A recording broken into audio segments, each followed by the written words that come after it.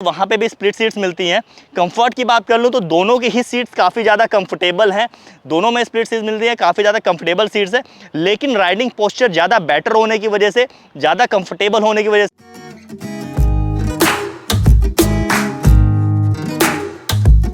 Hello everyone, welcome back to my channel solo traveller and this is Ram your friend. और मेरे ख्याल से अगर आप लोग मार्केट में जाओगे और आपको एक फेयरिंग बाइक चाहिए तो ये दो बाइक्स आपके दिमाग में ज़रूर आती होंगी।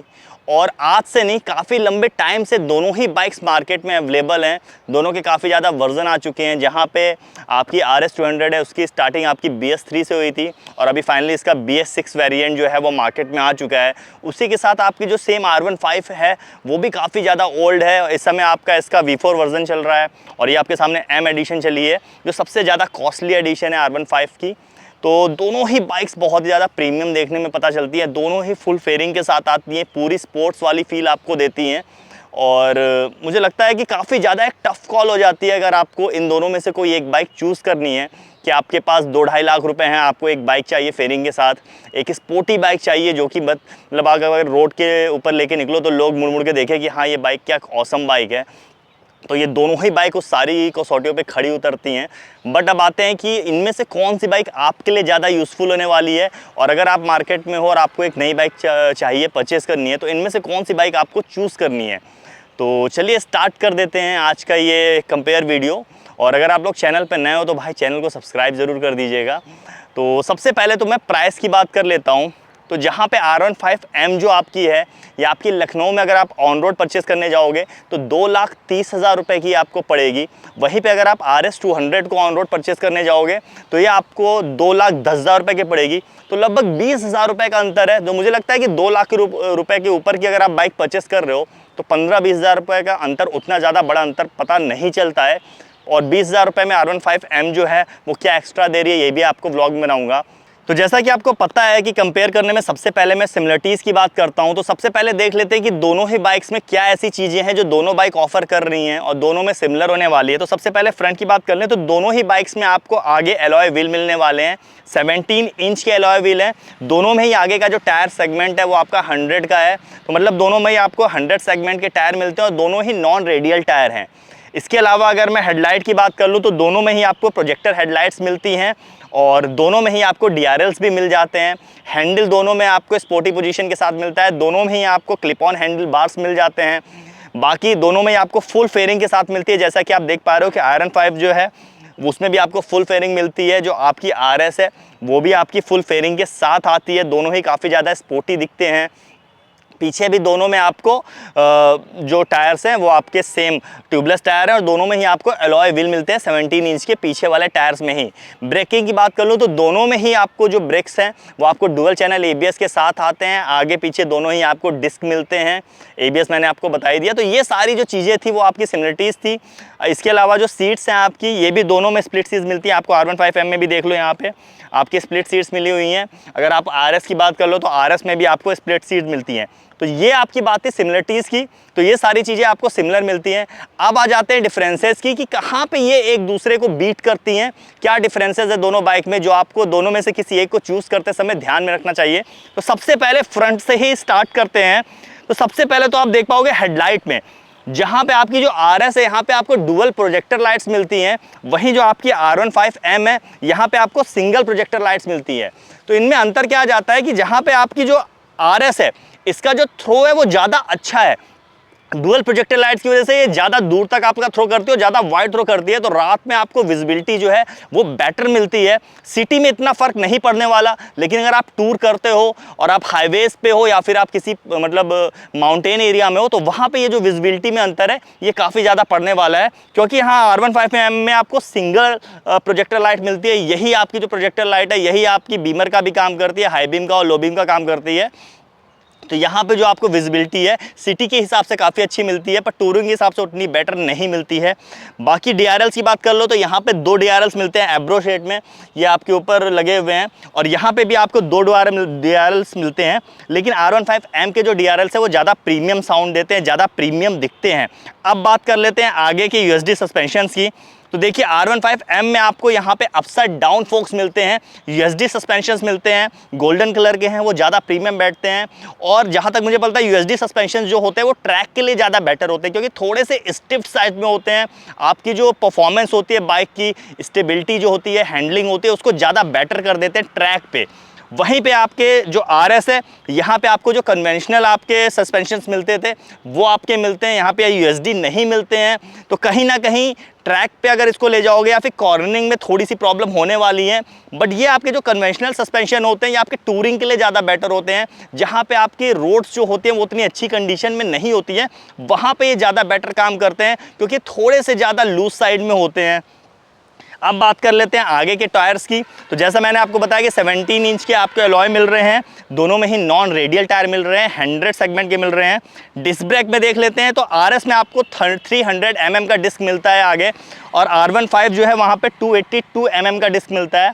तो R15 का जो डिस्क है वो थोड़ा सा ज़्यादा छोटा है, कॉम्पैक्ट है। RS का डिस्क है ज़्यादा बड़ा है। दोनों में ही आपके बाइब्रे के ब्रेक कैलिपर लगे हुए हैं, तो सेम कंपनी के ब्रेक कैलिपर मिल रहे हैं। यहाँ पे आप देख पा रहे हो, यहाँ पे भी आपका बाइब्रे लिखा है, RS में भी आपका यहाँ पे बाइब्रे लिखा है।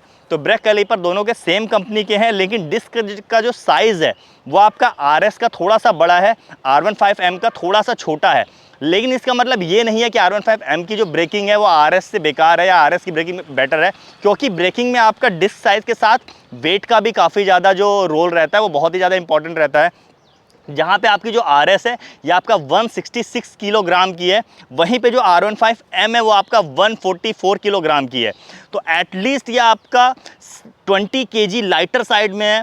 तो आपकी बाइक हल्की होने की वजह से जो ब्रेक्स हैं वो आपके मतलब दोनों के साइज़ अलग होने के बाद भी लगभग जो ब्रेकिंग परफॉर्मेंस है वो दोनों की सेम है। तो यहाँ पे जो है मैं थोड़ा सा टाई करना चाहूँगा। अब बात करते हैं हैंडलिंग की। तो आपकी RS की हैंडलिंग है, मैं एक बार आपको बैठ के दिखा देता हूँ। ये देखिए RS की हैंडलिंग थोड़ी सी अपसाइड है, मतलब अगर आप देखोगे तो इसमें भी आपके क्लिप ऑन हैंडल बार्स लगे हुए हैं, स्पोर्टी पोजीशन दे रखी है। उसके बाद भी अगर आप बैठोगे तो आपको बहुत ज़्यादा झुकना नहीं पड़ता है, आप थोड़ा सा सीधा ही बैठते हो। तो ये जो हैंडलिंग है ये कहीं ना कहीं आपको मुझे लगता है लॉन्ग रूट के लिए ज़्यादा बेटर है। सिटी में आपको जितना ज़्यादा टक होकर बाइक चलाओगे उतना ज़्यादा आपको परफॉर्मेंस अच्छी मिलेगी, उतना ज़्यादा आपकी हैंडलिंग अच्छी होगी।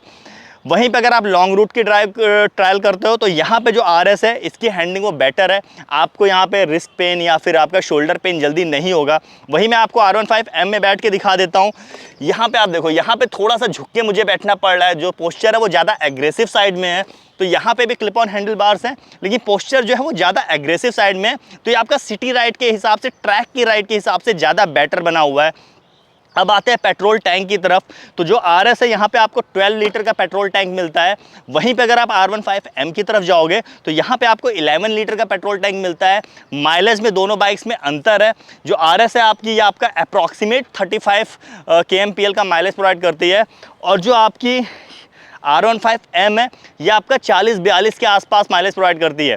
तो जहाँ पे RS का पेट्रोल टैंक ज़्यादा बड़ा है, उसके बाद भी जो R15 है वो ज़्यादा माइलेज देती है। इसकी वजह से ये ज़्यादा रेंज देती है, लगभग 440 से 450 के बीच की ये रेंज इसमें मिल जाती है। RS में आपको 420 के आसपास की रेंज मिलती है। तो बड़ा पेट्रोल टैंक होने के बाद भी जो R15M है उसकी रेंज जो है वो ज़्यादा बेटर है। अब थोड़ा पीछे की तरफ जाते हैं, सीट्स की तरफ आ जाते हैं। तो यहाँ पे भी आपको स्प्लिट सीट्स मिलती हैं। जो आपकी RS200 है वहाँ पे भी स्प्लिट सीट्स मिलती हैं। कंफर्ट की बात कर लूँ तो दोनों की ही सीट्स काफ़ी ज़्यादा कंफर्टेबल हैं, दोनों में स्प्लिट सीट्स मिलती हैं, काफ़ी ज़्यादा कंफर्टेबल सीट्स है। लेकिन राइडिंग पोस्चर ज़्यादा बेटर होने की वजह से, ज़्यादा कंफर्टेबल होने की वजह से RS200 जो है वहाँ पर लॉन्ग राइड करना ज़्यादा आसान है R15M की बजाय, क्योंकि R15 में सीट्स बेटर हैं, लेकिन उसके बाद भी आपका जो राइडिंग पोस्चर है वो काफ़ी ज़्यादा एग्रेसिव है। इसकी वजह से आप बहुत ज़्यादा लॉन्ग राइड्स नहीं कर सकते हो। अब ले चलते हैं पीछे की टायर की तरफ। तो यहाँ पे आपको R15M जो है, यहाँ पे आपके जो एलॉय व्हील्स है 17 इंच के हैं, और पीछे भी आपकी यहाँ पे डिस्क प्लेट लगी हुई है जो कि आपकी 220 mm की है। पीछे आपको 140 जो है प्रोफाइल के टायर्स मिलते हैं जो कि आपके रेडियल टायर हैं। वहीं अगर आपको मैं RS200 की तरफ ले चलता हूँ तो यहाँ पे भी आपके 17 इंच के पीछे जो एलॉय लगे हुए हैं। डिस्क प्लेट जो है वो थोड़ी सी बड़ी है, वो आपकी 230 mm की है, और टायर्स जो हैं वो आपके नॉन रेडियल है। यहाँ पे देखने वाली बात है कि R15 जो M है वहाँ पे पीछे 140 प्रोफाइल के टायर्स मिलते हैं जो कि आपके रेडियल टायर हैं, लेकिन RS में आपको 130 प्रोफाइल के नॉन रेडियल टायर्स मिलते हैं। बाकी अलॉय व्हील्स मिले हैं तो दोनों ही टायर्स को आप चेंज करा सकते हो, रेडियल टायर में कन्वर्ट कर सकते हो, सेगमेंट थोड़ा थोड़ा बढ़ा सकते हो। तो ये उतनी ज़्यादा बड़ा एक डिफरेंस नहीं है। और जैसा मैं ब्रेकिंग के बारे में बता रहा था कि RS का वेट ज़्यादा है, R15M का वेट कम है, तो उसकी वजह से जो 10 mm का डिफरेंस है ब्रेकिंग में, वो भी डिफरेंस आपका रियल लाइफ में ऐसा कोई बड़ा डिफरेंस नहीं लगता, लगभग सेम ही परफॉर्मेंस आपको मिल जाती है। अब आ जाते हैं आपके इंजन की तरफ, जो कि एक बाइक का हार्ट होता है। तो सबसे पहले ले चलते हैं आपको RS की तरफ। तो RS में जो आपको इंजन मिलता है यह आपका 200 सीसी का इंजन मिलता है, जो कि आपकी बजाज की जो DTSI टेक्नोलॉजी है ट्रिपल स्पार्क वाली, उसके साथ में मिलता है।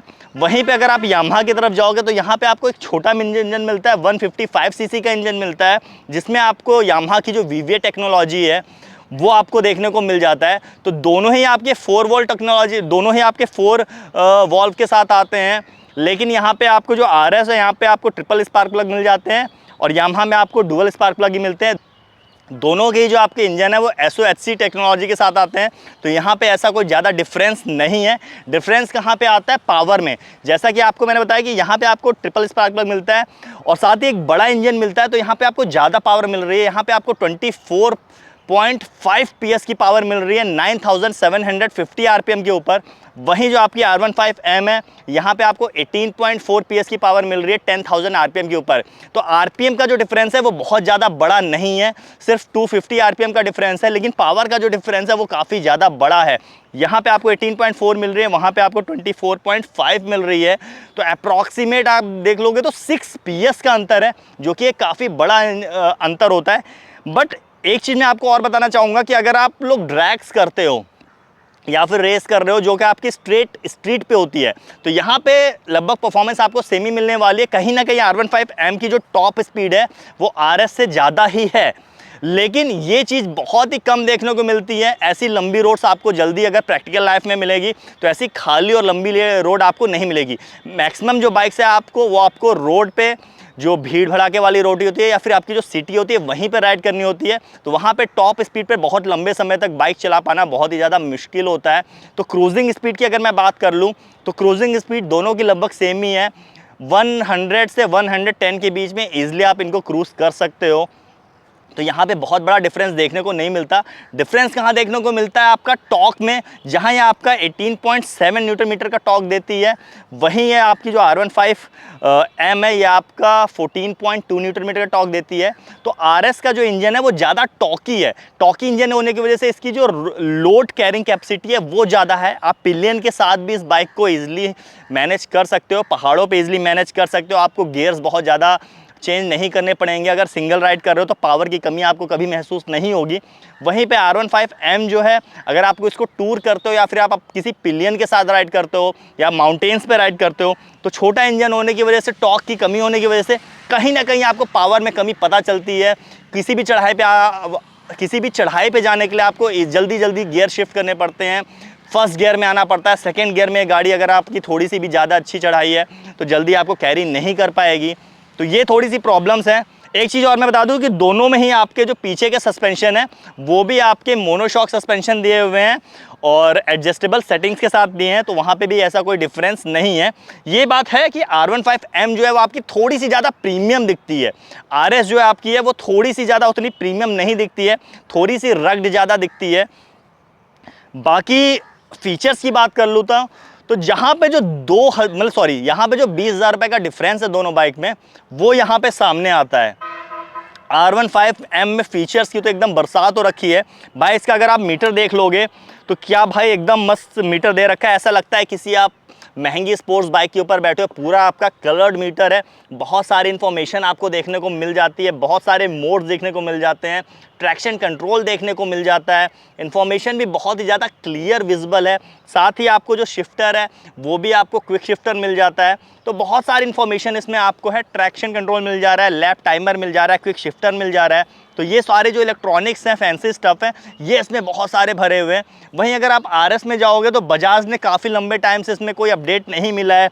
मीटर भी इसका काफ़ी ज़्यादा छोटा सा दिया है, काफ़ी ज़्यादा ओल्ड स्कूल मीटर है। यहाँ RPM मीटर अभी भी इसका जो है वो एनालॉग है, हालांकि मुझे एनालॉग RPM मीटर ज़्यादा पसंद है, बट जहाँ पे इसकी जो इन्फॉर्मेशन देती है वो इतनी ज़्यादा छोटी दे रखी है और ब्लैक एंड वाइट में दे रखी है कि सारी इन्फॉर्मेशन आपको अगर धूप में आप बाइक चला रहे हो फिर जल्दी देखने में काफ़ी ज़्यादा ध्यान लगा के देखना पड़ जा रहा है। तो यहाँ पे फीचर्स के मामले में कहीं ना कहीं R15M जो है वो काफ़ी ज़्यादा पीछे छोड़ देती है RS को। बहुत ज़्यादा फीचर्स देखने को आपको मिल जाते हैं, अपडेट्स भी यामाहा इसमें ईजिली देती आ रही है, RS में ऐसा कोई बड़ा अपडेट देखने को नहीं मिल रहा है।